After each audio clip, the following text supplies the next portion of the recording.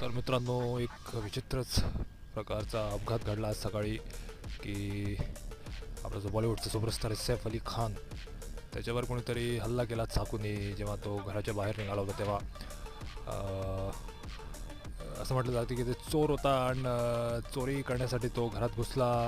पहिली गोष्ट अशी की तो घुसलाच कसं काय, म्हणजे ते काय एका साधारण माणसाचं घर नव्हतं. सैफ अली खान एवढा मोठा नवाब आहे, तो वडील पण नवाब होते त्याचे, तो पण नवाब आहे. त्याच्या घरी चोर घुसला आणि घुसला तर घुसलाच. आणि एवढ्या चाकूने हल्ला केला, त्याच्या छातीवर मारलं, ज्यामुळे त्याला ॲडमिट करावं लागलं. म्हणजे अजून थोडंसं जास्त झालं असतं तर तो मेलाच असता.